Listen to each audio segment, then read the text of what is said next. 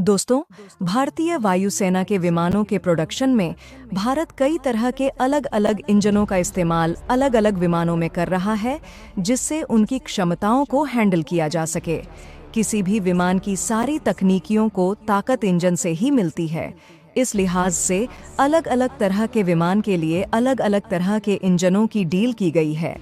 तेजस mark 1 alpha के लिए F404 इंजनों की डील की गई है, जबकि तेजस मार्क 2 के लिए जनरल इलेक्ट्रिक के F414 इंजनों की डील की जा रही है। शुरुआती एमका विमानों में भी इनका इस्तेमाल किया जाएगा, लेकिन एमका के लिए भारत स्पेशल 110 केएन इंजन की तलाश कर रहा है, जो एमका को सही तरीके से अपनी क्षमताओं के प्रदर्शन करने की ताकत दे सकेंगे। लेकिन 110 केएन इंजनों के पीछे डीआरडीओ का एक सीक्रेट प्लान भी है, जिसके तहत वह एमका के साथ साथ 6th जनरेशन के विमान की तकनीक भी पहले से रेडी रखना चाहता है, जिससे कि अमेरिका के बाद ही इस प्रोजेक्ट को शुरू किया जा सके। जिससे बदलते वक्त की चुनौतियों का सामना करने के लिए भारत पूरी तरह से तैयार रहे। पूरी डेवलपमेंट क्या है, आइए जानते हैं आज की इस वीडियो में। लेकिन आगे बढ़ने से पहले वीडियो को लाइक करके चैनल को सब्सक्राइब ज़रूर कर लें, क्योंकि आपके लिए यह बस 1 सेकंड का काम है, लेकिन इससे हमारी बड़ी मदद होती है। आपकी जानकारी के लिए बता दें, 110 केएन इंजन इतना ताकतवर होगा कि वह इन विमानों की तमाम ज़रूरतों को बखूबी पूरा कर सकेगा। एडवांस एवियोनिक्स के अलावा स्टील्थ क्षमताओं को भी सपोर्ट करेगा, जबकि इस इंजन में बदलाव करके इसे 6th जनरेशन के विमानों में भी इस्तेमाल किया जा सकेगा। पहले हम आपको यह बताएंगे कि यह इंजन 5th जनरेशन के विमानों के किन किन फीचर्स को सपोर्ट करेगा, जबकि इसके बाद हम आपको यह बताएंगे कि 6th जनरेशन के विमान के लिए भारत का क्या प्लान है। दरअसल 5th जनरेशन का विमान एम का बेहद एडवांस विमान है। यह विमान इतना एडवांस है कि अमेरिका का F-35 भी इससे बेहद पीछे हो जाएगा। इसके लिए बेहतरीन स्टील्थ क्षमताओं, एवियोनिक्स, हथियारों और इसकी डिज़ाइन को तैयार किया जा रहा है, जिससे इसकी स्टील्थ क्षमताएं ज़बरदस्त हो सके। इसे दुश्मन के रडार न पकड़ सके, जबकि इसे इंटरसेप्ट न किया जा सके। यह विमान सुपरसोनिक स्पीड के साथ आसमान में उड़ान भरेगा, जबकि आसमान की जंग में इसके आगे कोई टिक नहीं पाएगा। इतनी ताकत के लिए विमान के बेहतरीन इंजन की ज़रूरत है, क्योंकि एक अत्याधुनिक और एडवांस्ड इंजन ही इन क्षमताओं को उपलब्ध करा सकता है।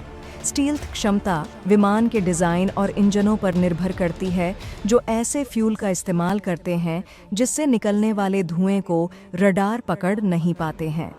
एमका के लिए तलाशे जा रहे 1 से 10 केएन इंजन की खासियत यह भी होगी कि यह कुछ इस तरह से डिज़ाइन किया जाएगा जिससे विमानों की स्टील्थ शिपिंग में कोई दिक्कत ना हो, जबकि इस इंजन को वक्त पर अपग्रेड भी किया जा सकेगा।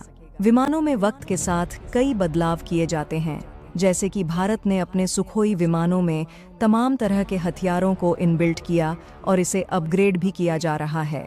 इसी तरह से एमका को भी एक वक्त पर अपग्रेड करने की ज़रूरत होगी। ऐसे में इन इंजनों में पूरी तरह से बदलाव की ज़रूरत नहीं होगी, जबकि इसकी क्षमताओं को बढ़ाया जा सकेगा। यह इंजन कम से कम 30 साल तक सेवाएं देगा। HAL का प्लान इसे केवल एमका में इस्तेमाल करने की नहीं है, बल्कि वो इसके ज़रिए 6th जनरेशन के विमानों का फुल प्रूफ इंतज़ाम करना चाहता है, क्योंकि भारत जब तक एमका को उतारेगा तब तक कई देश 6th जनरेशन के विमान की दिशा में काफ़ी आगे जा चुके होंगे। ऐसे में भारत को एडवांस्ड तरीके से तैयार रहने की ज़रूरत है और 110 केएन इंजन की ज़रूरत है। आपको बता दें, भारत का अहम का विमान जब तक तैयार होगा तब तक ब्रिटेन जैसे देश अपने 6th जनरेशन के प्रोजेक्ट में काफ़ी आगे जा चुके होंगे, जो अभी से इसके लिए ताकत झोंक रहे हैं। वहीं चीन भी इस क्षमता के लिए तेज़ी से काम कर रहा है। ऐसे में भारत इसका काउंटर प्लान तैयार न करे, ऐसा हो नहीं सकता। कई एक्सपर्ट्स का मानना है कि भारत अपने तमाम हथियारों को बेहद प्राइवेट रखता है, इनकी क्षमताओं का ज़्यादा प्रचार नहीं करता है, वक्त आने पर इनका इस्तेमाल करके दुनिया को दहला देता है। ऐसा वो कई बार कर चुका है। एम का विमानों के लिए प्लान ये है कि भारत एक साथ उसके 2 वेरिएंट बनाएगा, जिसमें दूसरा वर्जन काफ़ी एडवांस होगा, जो कि 6th जनरेशन की तमाम तकनीकों का इस्तेमाल करेगा। लेकिन एक्सपर्ट्स के मुताबिक यह विमान 6th जनरेशन का विमान ही होगा, जिसे भारत सीक्रेटली तैयार कर रहा है और तैयार हो जाने के बाद इसकी ताकतों का खुलासा किया जाएगा। भारत ने इसी तरह से अपनी तमाम परमाणु पनडुब्बियों का बेहद सीक्रेट तरीके से प्रोडक्शन किया है। तमाम तरह की खुफिया ताकतों के बावजूद अमेरिका को भी इसकी खबर नहीं थी। अमेरिका जैसे देश ने दुनिया भर में अपने खुफिया तंत्र का जाल बना रखा है, जो हर देश की रक्षा, ताकत से लेकर राजनीति पर पूरी खबर रखते हैं। वैसे भी भारत तेजी से उभरता हुआ देश है, जिसकी तमाम क्षमताएं उसे खास बनाती हैं। भारत हथियारों की तकनीक में लगातार आगे जा रहा है, इस वजह से अमेरिका उस पर नज़र रखता है। लेकिन परमाणु हथियार के इस विकास के कार्यक्रम की बहुत कम इन्फॉर्मेशन ही उसे मिल पाई थी। किसी को नहीं पता था कि भारत ने कब निर्माण कर लिया और कब इसे उतार दिया गया।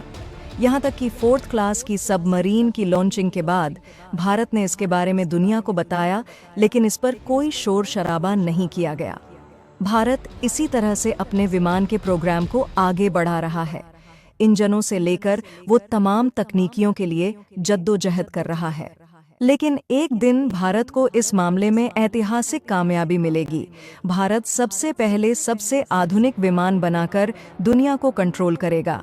अगर एक्सपर्ट्स का दावा सच है, तो लगभग 1 दशक के बाद भारत के पास 5th जनरेशन का ही नहीं, 6th जनरेशन का विमान साथ साथ मौजूद होगा।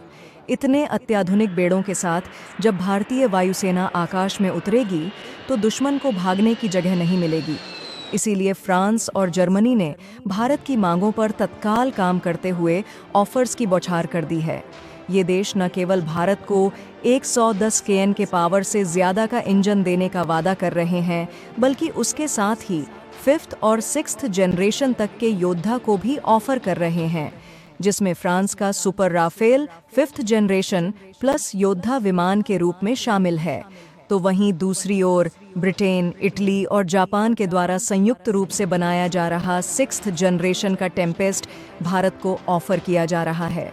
सबसे खास बात यह है कि यह लड़ाकू अगले ही साल यानी 2025 में उड़ान भरता हुआ नजर आएगा।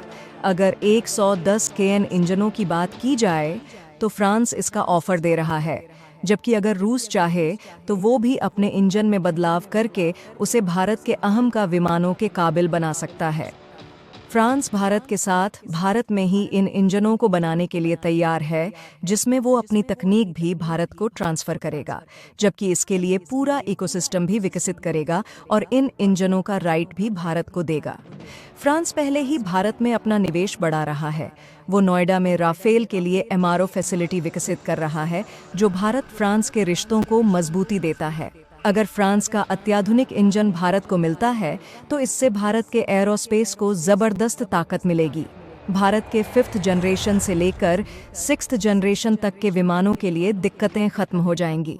बार बार किसी देश के चक्कर नहीं लगाने होंगे। तो दोस्तों, भारतीय वायुसेना की इन तैयारियों पर आपकी क्या राय है? हमें कमेंट बॉक्स में ज़रूर बताएं।